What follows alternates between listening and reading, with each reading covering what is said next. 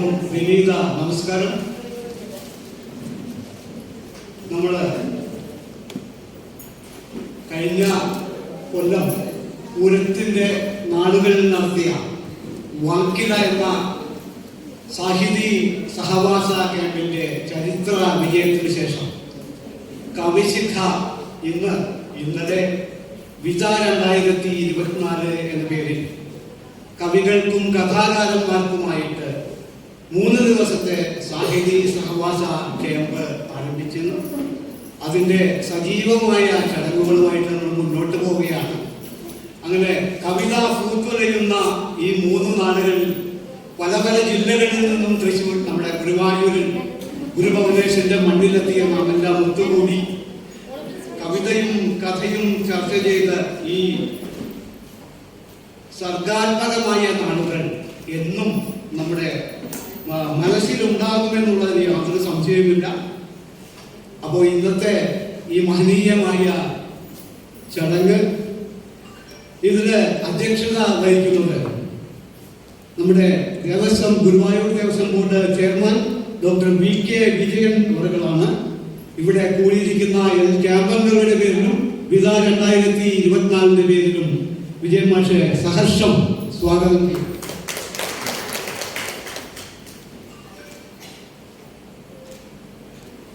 നമ്മുടെ ഈ പരിപാടി ഉദ്ഘാടനം ചെയ്യുന്നത് കവിശിഖയെ എന്നെന്നും ചേർത്ത് നിർത്തിയ പ്രിയങ്കരനായ കവി നമ്മുടെ സാഹിത്യ അക്കാദമി പ്രസിഡന്റ് സച്ചിദാനന്ദൻ മാഷാണ്.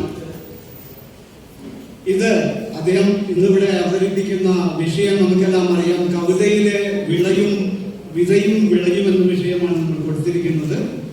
അപ്പോൾ സത്യാനന്ദ മാഷെ പറ്റി പറയുകയാണെങ്കിൽ കഴിഞ്ഞ പീച്ചിയിൽ നമ്മൾ നടത്തിയ ഒരു ക്യാമ്പ് ഞാൻ ആലോചിക്കുകയാണ്. അന്ന് ഒരു ചെമ്പക തൈ നട്ടുകൊണ്ടാണ് KFRയിലെ മനോഹരമായ ക്യാമ്പസിൽ ഹരിത ആഭ തിരളുന്ന ഒരു ക്യാമ്പസിൽ നമ്മുടെ കവനം എന്ന പരിപാടി കവിശിഖയുടെ ക്യാമ്പ്, കവികളുടെ മാത്രം ക്യാമ്പായിരുന്നു. അത് ഒരു സഹവാസ ക്യാമ്പ്. അത് ഉദ്ഘാടനം ചെയ്തത് നമ്മുടെ സത്യാനന്ദ മാഷാണ്. പിന്നെ നിങ്ങളുടെ എല്ലാം അറിവിലേക്ക് വിശിഷ്ട അതിഥികളുടെയും എല്ലാവരുടെയും അറിവിലേക്ക് നമ്മൾ കവിശിഖയിൽ സച്ചിദാനന്ദം എന്നൊരു പരിപാടി സത്യാനന്ദ മാഷന്റെ കവിതകളിലൂടെ എല്ലാവരും യാത്ര ചെയ്ത് സർഗാത്മകമായ നിരൂപണങ്ങളുമായി മുന്നോട്ട് വന്ന് ചർച്ചകളിലൂടെ അത് പൊഴിപ്പിക്കുന്ന ഒരു പരിപാടിയിലേക്ക് നമ്മൾ ഇറങ്ങിക്കഴിഞ്ഞു. ഇപ്പോൾ അതിന്റെ പുരോഗതി നമ്മൾ വിലയിരുത്തിക്കൊണ്ടിരിക്കുകയാണ്. അപ്പോ നമ്മുടെ ഈ കവിശിഖയുടെ തേരാളി പ്രിയങ്കരനായ രാവുണ്ണി മാഷ്, അദ്ദേഹവും അച്ഛൻ വിള എന്ന കവിത എഴുതിയ വ്യക്തിയാണ്. നമ്മുടെ ഉദ്ഘാടകനായി എത്തിയ പ്രിയങ്കരനായ സച്ചിദാനന്ദൻ മാഷ്, അദ്ദേഹം എൻ്റെ നാട്ടുകാരൻ കൂടിയാണ്. ഞാൻ ക്രൈസ്റ്റ് കോളേജിലാണ് പഠിച്ചത്. അപ്പോൾ അദ്ദേഹത്തിൻ്റെ നീതിയുടെ വൃക്ഷം എന്ന കവിത നിങ്ങളെല്ലാം വായിച്ചിരിക്കും. അതിന് ഒരു വരി, വളരെ പ്രസക്തമായ ഒരു വരിയുണ്ട്. വെട്ടേറ്റു വീഴുന്ന നീതിതൻ വൃക്ഷമേ, ഒരിലയിൽ ഒരു വരിയെങ്കിലും കാറ്റിൽ താഴെയിടും. വെട്ടേറ്റ് വീഴുന്ന നീതിതൻ വൃക്ഷമേ, ഒരിലയിൽ ഒരു വരിയെങ്കിലും കാറ്റിൽ താഴെയിടും. ഭീരുവിന്റെ നിശബ്ദമായ ആകാശം ഒരു പെരുമഴയുടെ ശീലുകൾക്കൊപ്പം ഭേദിക്കൂ എന്നാണ് അദ്ദേഹം എഴുതിയിരിക്കുന്നത്. അപ്പോ നമുക്കെല്ലാം അറിയാം, അദ്ദേഹത്തിന്റെ പറ്റി പറയേണ്ട കാര്യമില്ല, കൂടുതലായിട്ട് വാക്കുകൾ ചെലവഴിക്കേണ്ട കാര്യമില്ല. മലയാള കവിതയ്ക്ക് ദേശീയ തലത്തിലും അതുമല്ല അന്തർദേശീയ തലത്തിലും ഒരു മാനം നേടിക്കൊടുത്ത നമ്മുടെ പ്രിയങ്കരനായ കവി, നമ്മുടെ കവിശിഖയെ എന്നും ചേർത്ത് നിർത്തിയ പ്രിയങ്കരനായ കവി സച്ചിദാനന്ദൻ മാഷെ, നിങ്ങളുടെ എല്ലാവരുടെയും പേരും ഹൃദയത്തിന്റെ ഭാഷയിൽ ഞാൻ ഈ വേദിയിലേക്ക് സ്വാഗതം ചെയ്യും. നമ്മുടെ ഫെസ്റ്റിവൽ കോർഡിനേറ്റർ പ്രിയങ്കരനായ രാവുണ്ണി മാഷ് നമ്മുടെ ഇപ്പോഴത്തെ ഒരു ഏതാനും മിനിറ്റുകൾക്ക് അവിടെ എത്തിച്ചേരും. അദ്ദേഹം കൂടെ ഉണ്ടായിരുന്നു. അദ്ദേഹത്തിന് ഔപചാരികതയുടെ പേരിൽ സ്വാഗതം ആശംസിക്കുക. നമ്മുടെ കേരള ലളിതകലാ അക്കാദമിയുടെ സെക്രട്ടറി ബാലമുരളി കൃഷ്ണ അവർ ഈ വേദിയിലെത്തിയിട്ടുണ്ട്. നമ്മുടെ ചിത്രരചന ഉദ്ഘാടനം ചെയ്യുന്നതിനാണ് അദ്ദേഹത്തെ ക്ഷണിച്ചത്. അപ്പോൾ ചിത്ര പ്രദർശനം നമ്മളിവിടെ സംഘടിപ്പിച്ചിട്ടുണ്ട്. അപ്പോൾ അദ്ദേഹത്തെ എല്ലാവരുടെയും പേരിൽ, വിധയുടെ പേരിലും ഈ വേദിയിലേക്ക് സ്വാഗതം ചെയ്യും.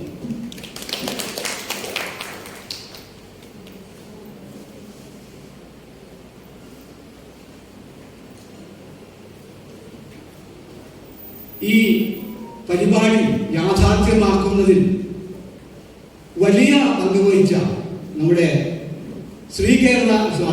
നമ്മുടെ ശ്രീകൃഷ്ണ കോളേജിന്റെ പ്രിൻസിപ്പൽ ഡോക്ടർ PS ബിജോയ് വേദിയിലുണ്ട്. അദ്ദേഹത്തെ നമ്മുടെ ഈ ഏത് പരിപാടിയായാലും അതിന്റെ പുറകിൽ പ്രവർത്തിക്കുന്നവർക്ക് ആത്മവിശ്വാസം കൊടുക്കുന്ന ഒരു വലിയ ചാലക ശക്തിയായിരുന്നു പ്രിൻസിപ്പൽ. നിങ്ങളുടെ എല്ലാ പേരിലും അദ്ദേഹത്തെ ഈ വേദിയിലേക്ക് സ്വാഗതം ചെയ്യും.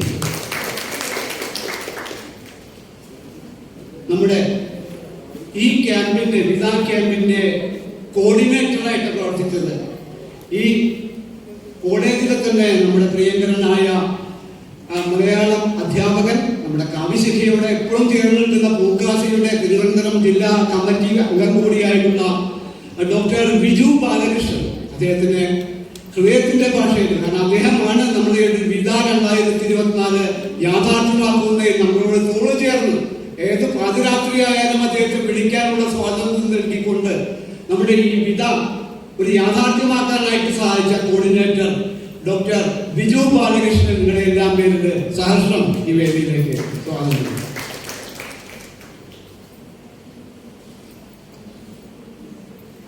നമ്മുടെ പുരോഗമന കലാസാഹിത്യ സംഘത്തിന്റെ സെക്രട്ടറി പ്രിയങ്കരനായ വിജയമാഷ് നമ്മളോടൊപ്പം ഉണ്ട്. നമ്മുടെ എല്ലാ പരിപാടിക്കും ഈ വേദിയിൽ ഉണ്ടാകുന്ന നമുക്ക് എല്ലാ പ്രോത്സാഹനവും നൽകുന്ന ഡോക്ടർ MN വിജയകുമാറിനെ നിങ്ങളുടെ എല്ലാ പേരിൽ ഈ വിദ 2024 സമാപന ഉദ്ഘാടന വേദിയിലേക്ക് സ്വാഗതം ചെയ്യും.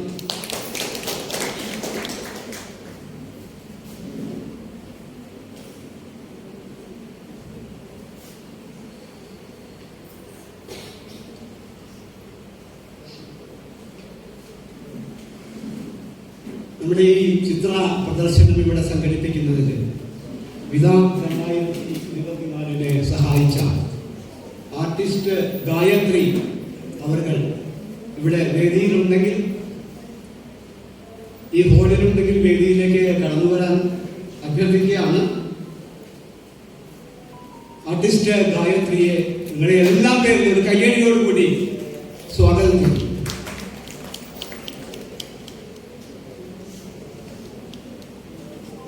നമ്മുടെ കോളേജ് യൂണിയനെ പ്രതിനിധീകരിച്ചുകൊണ്ട് നമ്മുടെ വേദിയിലുള്ള ശ്രീ ഹബീബ്, മാഗസിൻ എഡിറ്റർ കൂടിയായിട്ടുള്ള ഹബീബ്, അദ്ദേഹം ഈ SFIയുടെ പ്രതിനിധികളായിട്ടുള്ള കുട്ടികളാണ് നമ്മുടെ ഈ വിദ വളണ്ടിയേഴ്സായിട്ട് പ്രവർത്തിച്ചുകൊണ്ട് നമുക്ക് അഹോരാത്രം എല്ലാ പിന്തുണയും നൽകിയത്. അപ്പോൾ ഒരു വലിയ കയ്യടിയോടുകൂടി ശ്രീ ഹബീബ്, മാഗസിൻ എഡിറ്റർ, വേദിയിലേക്ക് സ്വാഗതം ചെയ്യും.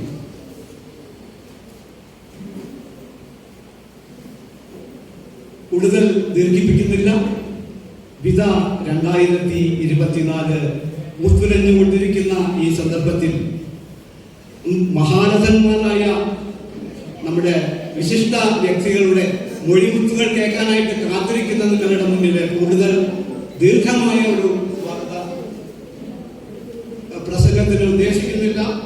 ശ്രീ തലയിൽ മനോഹരൻ, നമ്മുടെ ക്ഷണം സ്വീകരിച്ചെത്തിയിട്ടുള്ള തലയിൽ മനോഹരൻ അവർ ഈ വേദിയിലുണ്ട്. അദ്ദേഹത്തെ സഹർഷം സ്വാഗതം.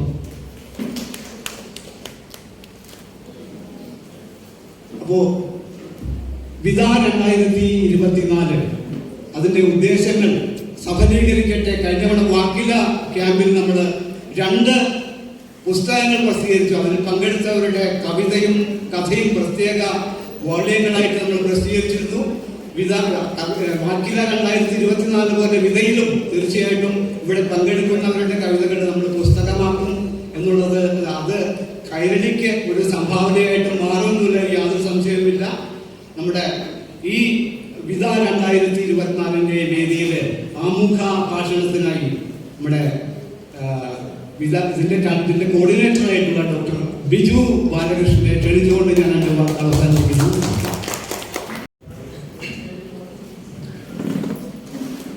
വേദിയിലും സദസ്സിലുമുള്ള സംഭവിച്ചിലെ പ്രിയമുള്ളവരെ, എല്ലാവർക്കും എൻ്റെ വിനീതമായ നമസ്കാരം.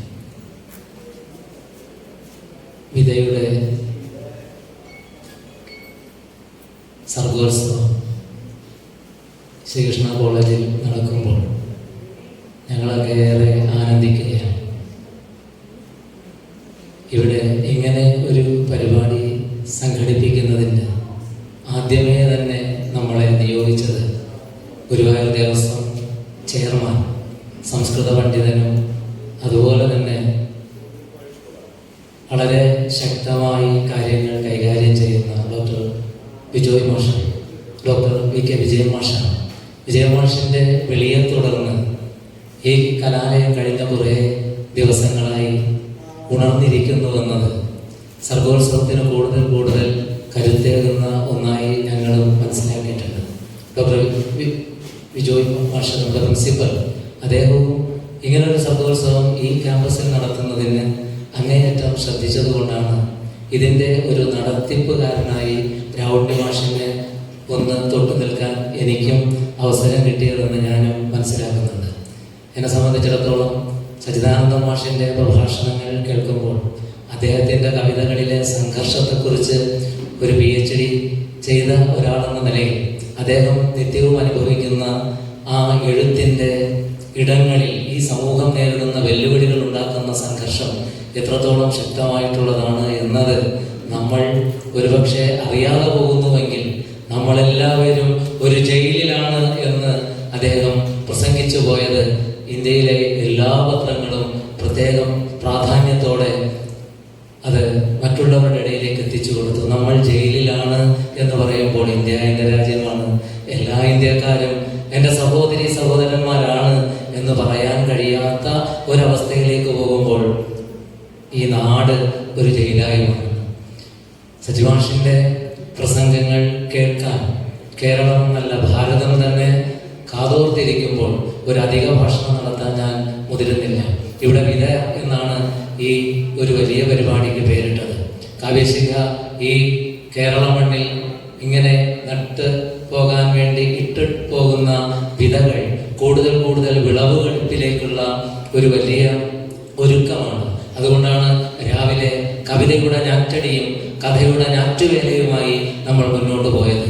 ഇന്നലെ അശോകൻ ചെരുവിൽ മാഷിന്റെ പ്രഭാഷണവും അതുപോലെ തന്നെ എങ്ങണ്ടിയൂരിന്റെ ഈ നാട്ടുമൊഴി ചന്തത്തിൽ നിന്ന് ഉറന്നു വരുന്ന വാക്കിന്റെ ആ വിശുദ്ധിയും ഒക്കെ അറിഞ്ഞ് നമ്മൾ നിറവോടുകൂടെ പോകുമ്പോൾ കവിതയുടെ ഭൂതകാലത്തിൽ നിന്ന്, കഥയുടെ ഭൂതകാലത്തിൽ നിന്ന്, സാഹിത്യത്തിന്റെ വിവിധ ഇടങ്ങളിൽ നിന്ന് പുതിയ കാലം എങ്ങനെ പരുവപ്പെടേണ്ടതുണ്ട്, എങ്ങനെയാണ് പുതുകാലത്തിന് നമ്മൾ ചിലതൊക്കെ കൊടുക്കേണ്ടതുണ്ട് എന്ന ഒരു വലിയ ഓർമ്മപ്പെടുത്തൽ ഈ ഒരു വിതാ ക്യാമ്പിലൂടെ നമ്മൾ തിരിച്ചറിയുന്നു. വളരെ ശക്തമായി, വളരെ സൂക്ഷ്മമായി വരും കാലത്തിലേക്ക് മുന്നോട്ട് പോകുന്നതിന് നമ്മുടെ ഈ എഴുത്തിടങ്ങൾ കൂടുതൽ കൂടുതൽ ജാഗ്രതായി, എഴുത്തുകാർ കൂടുതൽ കൂടുതൽ ഉണർവോടെ പോകേണ്ടതുണ്ട്. യാ നിശ സർവഭൂതാനാം തസ്യാ ജാഗ്രതി സംയമി എന്ന് ഭഗവത്ഗീതയിൽ ഒരു ഉണ്ട്, ഒരു ശ്ലോകമുണ്ട്. വിജയമാഷിരിക്കുന്ന ഗതിയിൽ സംസ്കൃതം പറയാൻ ഞാൻ അല്പം ഒന്ന് പേടിച്ചു പോയതാണ്. കാരണം വിജയമാഷിന്റെ ഭാഷണവും ഒത്തിരി കേട്ടിട്ടുള്ള ഒരാളെന്ന നിലയിൽ അത് ഞങ്ങളെ അല്പമൊക്കെ ഒന്ന് വാക്കിടങ്ങളിൽ ഒന്ന് തളച്ചിടുന്നുണ്ട്. പക്ഷെ എന്തൊക്കെയാണെങ്കിലും എല്ലാവരും ഇങ്ങനെ ഇരുളിലൊക്കെ തപ്പിയിരിക്കുമ്പോഴും ജാഗ്രതയോടെ ചിലരൊക്കെ ഉണർന്നിരിക്കുന്നത് കൊണ്ടാണല്ലോ ഭാരതം ഒരുപക്ഷെ അത്രത്തോളം ജയിൽ ആണെന്ന് പറയുമ്പോഴും ഇത്തിരി തുറസിടങ്ങൾ നമുക്ക് മുന്നിൽ ഉണ്ടെന്ന തോന്നൽ അല്ലെങ്കിൽ ഉണ്ടെന്ന ആ ഒരു അനുഭവം ഉണ്ടാക്കുന്നത്. പ്രിയമുള്ളവരെ, ഇവിടെ ഇനിയും ഒത്തിരി പ്രമുഖർ സംസാരിക്കുവാനുണ്ട്. ഈ വിതാ ക്യാമ്പ് ഇവിടെ തീരുന്നില്ല. ഇവിടെ നമ്മൾ വിളവെടുക്കാനുള്ള വിത്ത് ഇടുകയാണ്. ഈ വിത്ത് കൂടുതൽ കൂടുതൽ വിളവിലേക്ക് നയിക്കുമ്പോൾ ഈ നാട് കൂടുതൽ കൂടുതൽ ഉണർവിലേക്ക് പോകുന്നതായി തീരും. അതുമാത്രമല്ല, നമ്മൾ എഴുത്തുകാർ എല്ലാ കാലത്തെയും അറിയാൻ പാകത്തിന് വാക്കിടങ്ങളെ കൂടുതൽ കൂടുതൽ ശക്തമാക്കാൻ ഈ ഒരു ഇടം തുണയാകട്ടെ. അതിന് എല്ലാ ആശംസകളും നേർന്നുകൊണ്ട് ഞാൻ എൻ്റെ ആമുഖ ഭാഷണം അവസാനിപ്പിക്കുന്നു. നന്ദി, നമസ്കാരം.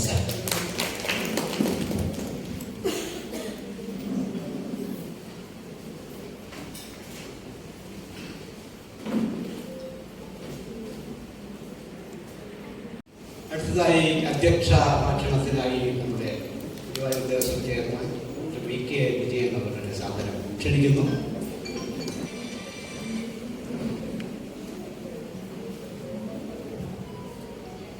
വേദിയിലും സദസ്സിലും ഉപവിഷ്ടരായിട്ടുള്ള ബഹുമാന്യരെ, പ്രിയമുള്ളവരെ, 3 ദിവസമായി ശ്രീകൃഷ്ണ കോളേജ് ക്യാമ്പസിനെ സജീവമാക്കിക്കൊണ്ട് സർഗാത്മകമാക്കിക്കൊണ്ട് കാവ്യശിഖയുടെ വിവിധ സാഹിത്യോത്സവങ്ങളുടെ നടത്തുകയും കേരളം എക്കാലത്തും ഇതുപോലുള്ള സാഹിത്യോത്സവങ്ങൾ കൊണ്ടും സർഗാത്മക കൂട്ടായ്മകൾ കൊണ്ടും ആണ് ഇന്നത്തെ നിലയിൽ എത്തിയിട്ടുള്ളത്. പല കാര്യങ്ങളിലും കേരളം വളരെ പുറകിലാണെന്ന് പലരും കുറ്റപ്പെടുത്തുന്നുണ്ടെങ്കിലും നമുക്കെല്ലാവർക്കും അറിയാം, ഈ കൊച്ചു കേരളം ഇന്ത്യയിലെ മറ്റെല്ലാ സംസ്ഥാനങ്ങളെക്കാളും പല കാര്യങ്ങളിലും മുന്നിട്ട് നിൽക്കുന്നു എന്ന് വളരെ അഭിമാനത്തോടു കൂടി വിശ്വസിക്കുന്നവരാണ് നമ്മളെല്ലാവരും. അങ്ങനെ ഒരു വിശ്വാസം നമ്മളിതൊക്കെ പകർന്നു തരാൻ വേണ്ടിയിട്ടുള്ളത് ഇത്തരത്തിലുള്ള സർഗാത്മക പ്രവർത്തനങ്ങൾ കൊണ്ട് തന്നെയാണ്. അത് നവോത്ഥാനത്തിൻ്റെ കാലത്തായാലും അതിനുശേഷം ഉണ്ടായിട്ടുള്ള കാലത്തായാലും കേരളം മറ്റെല്ലാ സംസ്ഥാനങ്ങൾക്കും മാതൃകയാവുന്ന രീതിയിൽ തന്നെയാണ് പ്രവർത്തിച്ചിരുന്നതെന്ന് നമുക്ക് കാണാം. ഇന്നത്തെ കാലഘട്ടം യഥാർത്ഥത്തിൽ നമ്മളോട് ആവശ്യപ്പെടുന്നത് നമ്മളെല്ലാവരും ഇന്ത്യ നേരിട്ടുകൊണ്ടിരിക്കുന്ന വർഗീയതയുടെയും മതഭ്രാന്തിൻ്റെയും ഒക്കെ ഭീഷണിക്കെതിരായി സ്വേച്ഛാധിപത്യത്തിൻ്റെ ഭീഷണിക്കെതിരായിട്ട് വളരെ ജാഗ്രതയോടുകൂടി പ്രവർത്തിക്കണം എന്നുള്ളതാണ്. അത്തരത്തിലുള്ള പ്രവർത്തനത്തിന് എക്കാലത്തും ചുക്കാൻ പിടിച്ചിട്ടുള്ളത് സാഹിത്യ രംഗത്ത് പ്രവർത്തിക്കുന്നവരും കലാരംഗത്ത് പ്രവർത്തിക്കുന്നവരും ആണ്. നമ്മുടെ ഒരു പാരമ്പര്യം തന്നെ ഇങ്ങനൊരു ക്യാമ്പ് നടത്തിക്കഴിഞ്ഞാൽ, ഇങ്ങനൊരു സാഹിത്യോത്സവം നടത്തിക്കഴിഞ്ഞാൽ നമുക്ക് കവികളെ ഉണ്ടാക്കിയെടുക്കാൻ പറ്റുമോ എന്നൊക്കെ ഒരു സംശയം. പക്ഷേ നമ്മുടെ പാരമ്പര്യം തന്നെ അങ്ങനെയാണ്. പഴയ കാലം മുതൽക്ക് തന്നെ ഈ രീതിയിലുള്ള സാഹിത്യ ക്യാമ്പുകളുടെയും കവി സദസ്സുകളുടെയും ഒക്കെ പ്രാധാന്യം വിളിച്ചു പറയുന്ന, അത് രേഖപ്പെടുത്തിയിട്ടുള്ള ഒരുപടി ഗ്രന്ഥങ്ങൾ നമുക്ക് കാണാം. രാജശേഖരൻ്റെ കാവ്യമീമാംസ പോലുള്ള ഗ്രന്ഥങ്ങളിൽ ഒരു അധ്യായം തന്നെ കവിചര്യ, രാജചര്യ എന്നുള്ള രീതിയിൽ അതിൻ്റെ മധ്യമണി പോലെ, കാവ്യമീമാംസ എന്ന് പറയുന്ന ഗ്രന്ഥത്തിൻ്റെ മധ്യമണി പോലെ പ്രകാശിച്ചുകൊണ്ടിരിക്കുന്ന ഒരു ഭാഗമുണ്ട്. എങ്ങനെയായിരിക്കണം ഒരു കവിയെ വളർത്തിക്കൊണ്ടുവരേണ്ടത്, ഒരു കവിയെ എങ്ങനെയാണ് പ്രോത്സാഹിപ്പിച്ചു കൊണ്ടുവരേണ്ടത്, എങ്ങനെയാണ് കവിത സമൂഹത്തിന് പ്രയോജനകരമാകുന്ന രീതിയിൽ സൃഷ്ടിക്കപ്പെടേണ്ടത്, ഈ രീതിയിലുള്ള കാര്യങ്ങളൊക്കെ. അതുപോലെ ഒരു ദിവസം തുടങ്ങി കഴിഞ്ഞാൽ പിറ്റേ ദിവസം പുലരുന്നത് വരെയുള്ള ആ ഒരു സമയം എങ്ങനെയൊക്കെയാണ് ഒരു സാഹിത്യകാരൻ, ഒരു കവി, ഒരു കലാകാരൻ തൻ്റെ സർഗാത്മക പ്രവർത്തനങ്ങൾക്ക് വിനിയോഗിക്കേണ്ടത് എന്നൊക്കെ സവിസ്തരം പ്രതിപാദിക്കുന്ന ഒരു ഗ്രന്ഥമാണ് കാവ്യമീമാംസ. യഥാർത്ഥത്തിൽ നാം അത്ഭുതപ്പെട്ടു പോകും. കഴിഞ്ഞാൽ ഏകദേശം 10-ാം നൂറ്റാണ്ടിൻ്റെ 9-ാം നൂറ്റാണ്ട് 10-ാം നൂറ്റാണ്ട് കാലത്ത് എഴുതിയിട്ടുള്ള ആ കൃതിയിൽ തന്നെ ഇങ്ങനെയുള്ള കവികളുടെ കൂട്ടായ്മയെക്കുറിച്ചും കവികളെ വളർത്തിയെടുക്കേണ്ടതിനെക്കുറിച്ചും അവരെ പ്രോത്സാഹിപ്പിക്കേണ്ടതിനെക്കുറിച്ചുമൊക്കെയുള്ള ചിന്തകളും നടപടികളും ഒക്കെ ഉണ്ടായിരുന്നു എന്ന് പറയുമ്പോൾ നമ്മുടെ ഭാരതീയ പാരമ്പര്യം എത്രമാത്രം നമ്മുടെ സമൂഹത്തെ അലർട്ടായിട്ട് നിർത്തുന്നതിനെക്കുറിച്ച് അത്രയും പഴയ കാലം മുതൽക്ക് തന്നെ ചിന്തിച്ചുകൊണ്ടിരുന്നു എന്നുള്ളത്, അതിൻ്റെ ഒരു പിന്തുടർച്ചയാണ് പിൽക്കാലത്ത് നമ്മളുടെ സാഹിത്യ ക്യാമ്പുകളായിട്ടും അതുപോലെ കവി സദസ്സുകളായിട്ടും ഈ രീതിയിലുള്ള സാഹിത്യോത്സവങ്ങളായിട്ടുമൊക്കെ വന്നിട്ടുള്ളത്. പല ദേശങ്ങളിൽ നിന്ന്, പല സംസ്കാരത്തിൽ നിന്ന്, പല തരത്തിലുള്ള ശൈലികളിൽ രചനകൾ നടത്തുന്ന ഒട്ടനവധി പേർ ഒത്തുകൂടി അവർ അതത് കാലത്ത് നമ്മുടെ സമൂഹം നേരിടുന്നതായിരിക്കുന്ന പ്രശ്നങ്ങളെ കൂടി മുന്നിൽ നിർത്തിക്കൊണ്ട് എങ്ങനെയായിരിക്കും സർഗാത്മക രചന എന്നുള്ളത് ചർച്ച ചെയ്യുക, അതിനനുസരിച്ച് ഒരു സാമൂഹിക ധർമ്മം എന്നുള്ള രീതിയിൽ, സാമൂഹിക പ്രതിബദ്ധത എന്നുള്ള രീതിയിൽ തങ്ങളുടെ രചനകൾക്ക് കൂടും പാവും നൽകുക എന്നുള്ള ആ ഒരു പ്രക്രിയയാണ് ഈ രീതിയിലുള്ള സാഹിത്യോത്സവങ്ങളിലൂടെ, സാഹിത്യ ക്യാമ്പുകളിലൂടെ നമ്മൾ നേടിയെടുക്കുന്നത്. കാവ്യശിഖയുടെ ഈ വിധ എന്ന സാഹിത്യ ഉത്സവത്തിന് എല്ലാവിധ ആശംസകളും നേർന്നുകൊണ്ട് ഞാൻ എൻ്റെ വാക്കുകൾ പ്രസംഗിക്കുകയാണ്. ഈ നമ്മളെല്ലാവരും വളരെ കൗതുകത്തോടും കൂടി വളരെ ആകാംക്ഷയോടുകൂടി സച്ചിദാനന്ദ മാഷിൻ്റെ ഉദ്ഘാടന പ്രഭാഷണം കേൾക്കാൻ വേണ്ടി കാത്തിരിക്കുകയാണ്. അതിനുവേണ്ടി സച്ചിദാനന്ദ മാഷെ വളരെ ആദരപൂർവ്വം ക്ഷണിച്ചുകൊണ്ട് നിർത്തുന്നു. നന്ദി, നമസ്കാരം.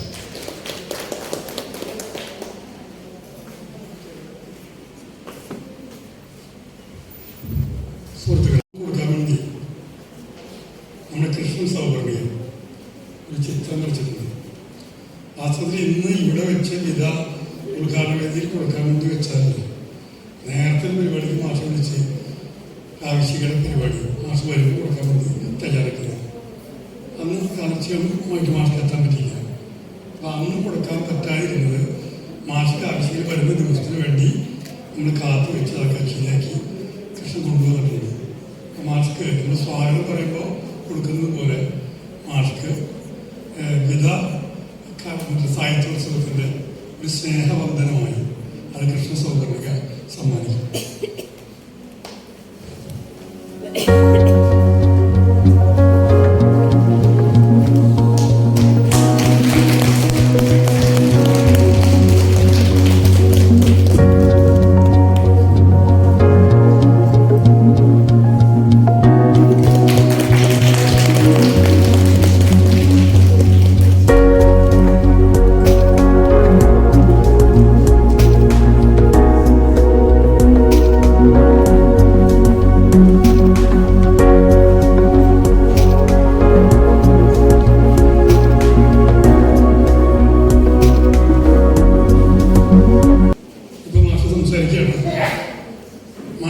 ആദ്യം സംസാരിക്കും. അതിനുശേഷം മറ്റുള്ളവരുടെ ഉദ്ഘാടനങ്ങളും ആശംസകളും എല്ലാം കഴിഞ്ഞു.